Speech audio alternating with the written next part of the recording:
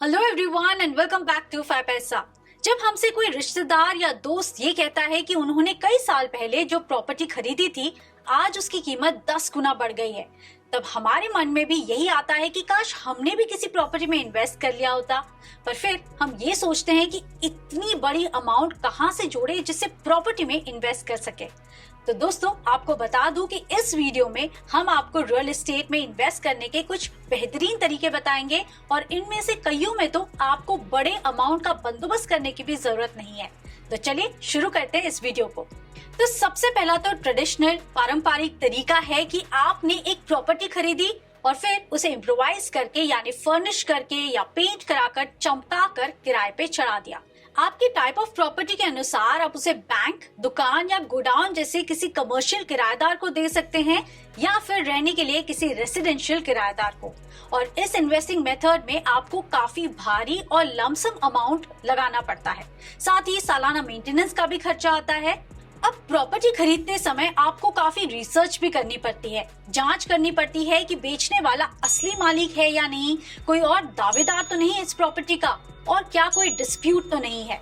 और अगर property commercial है तो उसके लिए कुछ और कागजी कार्रवाई भी करनी पड़ती है। ये सब करने के बाद आपको रजिस्ट्री ऑफिस में लंबे वेट करके पेपर वर्क को भी पूरा करना है। हमारा आपसे सुझाव ये है कि प्रॉपर्टी का जो भुगतान है वो आप एक बार में करें, लोन लेकर या फिर खुद का पैसा देके। आप जब तक पूरा पैसा नहीं देंगे तब तक प्रॉपर्टी बेचने वाला आपके नाम प्रॉपर्टी करने के लिए तैयार नहीं होगा। ऐसे में आधे पैसे भी फंस जाएंगे और आप प्रॉपर्टी का कुछ कर भी नहीं सकते। और जब सब कुछ पूरा हो जाएगा तब आपको किराएदार ढूंढना भी होगा। यहाँ भी आपको बैकग्राउंड वेरिफिकेशन करना पड़ेगा, क्योंकि किराएदार द्वारा लीज के बावजूद घर खाली नहीं करना इंडिया में बहुत ही आम बात है। वैसे तो कोर्ट रजिस्टर्ड लीज एक सेफगार्ड जरूर होती है, but why to take the risk. Rent पर देते समय आपकी कोशिश तो यही रहती है कि आपकी प्रॉपर्टी कभी भी खाली ना रहे, और परेशानी कम करने के लिए आप रख रखाव और समय से टेनेंट ढूंढने का काम किसी ब्रोकर को भी दे सकते हैं। ब्रोकर इस काम के लिए फीस या फिर कमीशन चार्ज करते हैं। तो इस तरह के रियल एस्टेट इन्वेस्टमेंट्स पर आपके रिटर्न्स आपके रेंट के अमाउंट पर निर्भर करते हैं। रियल एस्टेट में इन्वेस्ट करने का दूसरा ऑप्शन बाजार में नया आया है। इसे फिक्स एंड फ्लिप कहते हैं। इसका मतलब है खरीदो, ठीक करो और फिर निकालो। मान लीजिए आपको पता लगा है कि किसी एक इलाके में 1 साल के बाद मेट्रो आने वाली है, तो आप उस इलाके में कोई एक पुरानी पड़ी बिल्डिंग को खरीद लेते हैं। आप उसे ठीक करवाते हैं और कुछ टाइम तक वेट करते हैं। जैसे ही मेट्रो का काम बढ़ेगा, इस इलाके की कीमतें भी बढ़ने लगेंगी। अब ये आपके लिए चौका लगाने का मौका होगा और आप उस समय किसी असेट या प्रॉपर्टी मैनेजमेंट कंपनी को बेचकर अपना मुनाफा कमा सकते हैं और दोबारा ऐसी ही अपॉर्चुनिटी की तलाश में लग जाते हैं। प्रॉपर्टी लंबे समय तक होल्ड करने के मुकाबले इसमें कागजी कामकाज, किराएदार ढूंढने की सरदर्दी भी नहीं होती और हर समय मेंटेनेंस की चिंता भी नहीं होती। फिक्स एंड फ्लिप में घुसने के लिए सबसे जरूरी है कि आपको रियल एस्टेट बाजार की नब्ज पकड़नी आनी चाहिए। अब तक हमने आपको जो रियल एस्टेट इन्वेस्टमेंट ऑप्शंस बताए हैं वो सारे ही डायरेक्ट नेचर के हैं, यानी आपको सीधे सीधे प्रॉपर्टी को बाय करना पड़ता है और इसमें काफी पैसे भी लग जाते हैं। लेकिन अब तीसरे ऑप्शन की बात करेंगे जहां रियल एस्टेट में आप इनडायरेक्ट इन्वेस्टमेंट कर सकते हैं। इसमें आपको सरदर्द भी कम होगा और पैसा भी कम लगाना होगा।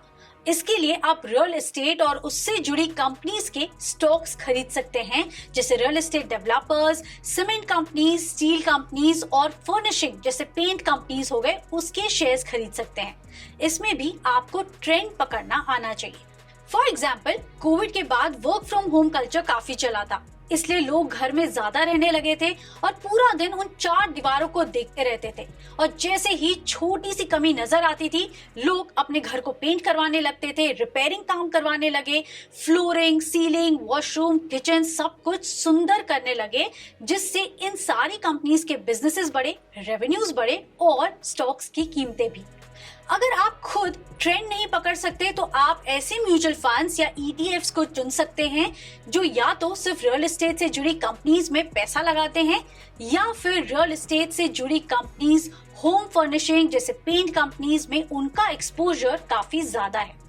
एक्सपोजर आपको हर फंड के पोर्टफोलियो से पता लग जाता है और फंड्स भी नियम अनुसार इसको रेगुलरली अपडेट करते रहते हैं। आप रियल एस्टेट इन्वेस्टमेंट ट्रस्ट यानी रीट्स के जरिए भी रियल एस्टेट में एक्सपोजर ले सकते हैं। रीट्स को आप एक खास तरह के फंड की तरह समझ सकते हैं। म्यूचुअल फंड्स की तरह रीट्स भी कई सारे इन्वेस्टर्स से पैसा जमा करके इन्वेस्ट करता है और रीट्स के एसेट्स को भी म्यूचुअल फंड की तरह ही प्रोफेशनल मैनेजर्स मैनेज करते हैं। डिफरेंस सिर्फ इतना है कि रीट्स के एसेट्स सिर्फ रियल एस्टेट से जुड़े होते हैं, जबकि म्यूचुअल फंड के एसेट्स में इक्विटी, डेट, गोल्ड, सिल्वर जैसे कमोडिटीज भी इंक्लूडेड होती हैं। Now typically the REITs invest in corporate properties, real estate stocks, mortgages, commercial land and complexes, shopping malls, agricultural land and land for healthcare facilities like hospitals, etc. Real estate में invest करने का fourth option है fractional ownership. इसमें पहले property firms या real estate firms पहले किसी इलाके की एक कमर्शियल प्रॉपर्टी को चुनती है, उसके बाद उसकी डिटेल स्टडी करती हैं और भविष्य में उससे मिलने वाले किराए के पोटेंशियल का आकलन करती हैं। इन कंपनीज को अगर इन प्रॉपर्टीज में दम लगा तो ये कंपनीज अपने वेबसाइट पर उस प्रॉपर्टी को डालती हैं और लोगों को निवेश करने के लिए बुलाती हैं। आमतौर पर फ्रैक्शनल ओनरशिप के लिए उन कमर्शियल प्रॉपर्टीज को चुना जाता है जो 3 साल या उससे ज्यादा की लीज पर मिलती हैं। फ्रैक्शनल ओनरशिप को आप एक तरह के रीट्स ही मान सकते हैं, क्योंकि यहाँ भी कई सारे इन्वेस्टर्स का पैसा जमा होता है और बहुत कम इन्वेस्टमेंट में रियल एस्टेट का एक्सपोजर भी मिल जाता है। फर्क सिर्फ इतना है कि रीट्स कई सारी प्रॉपर्टीज में इन्वेस्ट करती है, जबकि फ्रैक्शनल ओनरशिप में सिर्फ एक प्रॉपर्टी में निवेश होता है। फ्रैक्शनल ओनरशिप से आपको अपना रियल एस्टेट पोर्टफोलियो डाइवर्सिफाई करने में भी मदद मिल सकती है, क्योंकि यहाँ office, labs, parking lot, godown जैसे कई सारी प्रॉपर्टीज में निवेश करना संभव हो जाता है। अगर कमर्शियल प्रॉपर्टी की लीज 10 या उससे ज्यादा साल की है तो आप 5 साल तक निवेशित रहकर भी करीब 15 से 20% तक के रिटर्न्स की उम्मीद कर सकते हैं। और जरूरत पड़ने पर अगर आपको फ्रैक्शनल ओनरशिप छोड़नी है या उसमें से निकलना है तो आप कंपनी के वेबसाइट पर जाकर आसानी से उसमें से एग्जिट ले सकते हैं। The minimum investment allowed on these platform ranges from 10 lakh rupees to 25 lakh rupees. तो एक आम इन्वेस्टर के लिए रियल एस्टेट में इनडायरेक्टली इन्वेस्ट करना काफी आसान साबित हो सकता है। इनडायरेक्ट इन्वेस्टमेंट में आपको प्रोफेशनल मैनेजर्स की हेल्प मिलती है, जबकि खुद प्रॉपर्टी खरीदने पे आपको खुद ही जांच पड़ताल करनी पड़ती है। इसके अलावा इनडायरेक्ट इन्वेस्टमेंट्स में आपको प्रॉपर्टी के मेंटेनेंस का भी टेंशन नहीं होता और डायरेक्ट के मुकाबले कहीं कम पैसों में आप रियल एस्टेट को अपने पोर्टफोलियो का हिस्सा भी बना सकते हैं। किसी भी इमरजेंसी सिचुएशन में या जरूरत पड़ने पर आपके लिए खुद प्रॉपर्टी बेचना आसान नहीं होता है, जबकि इनडायरेक्ट इन्वेस्टमेंट्स को आप तुरंत ही बेच सकते हैं। यानी लिक्विडिटी के नजरिए से भी इनडायरेक्ट इन्वेस्टमेंट्स कहीं गुना बेहतर ऑप्शन है वर्सेस डायरेक्टली रियल एस्टेट खरीदना। इनडायरेक्ट इन्वेस्टमेंट से आपको ज्यादा रिटर्न्स मिलने के चांसेस होते हैं, क्योंकि डायरेक्ट में आपके पास होती है सिर्फ 1 या 2 प्रॉपर्टी, जबकि म्यूचुअल फंड्स, ईटीएफ, रीट्स का जो पोर्टफोलियो है वो कहीं बड़ा होता है और ऐसे में अगर किसी एक प्रॉपर्टी के दाम गिर जाते हैं तो दूसरी प्रॉपर्टीज में उछाल गिरावट को न्यूट्रलाइज कर पाता है। क्रिसल की एक इंटरेस्टिंग रिपोर्ट के अनुसार 2020 से लेकर 2025 के बीच में रियल एस्टेट बाजार के 11% CAGR से बढ़ने का अनुमान है। यानी रियल एस्टेट में इन्वेस्टमेंट्स की बहुत ही बड़ी अपॉर्चुनिटीज मिल सकती हैं। वैसे तो रियल एस्टेट इन्वेस्टमेंट से शॉर्ट टर्म इन्वेस्टर्स को भी फायदा हो सकता है, लेकिन अच्छे फायदे के लिए आपको लंबे समय के लिए निवेश करना चाहिए। वी वुड सजेस्ट कि रियल एस्टेट में आपका एक्सपोजर आपके कुल पोर्टफोलियो का एटलीस्ट 10% हिस्सा होना चाहिए। रियल एस्टेट में इन्वेस्ट करने के कई सारे फायदे हैं।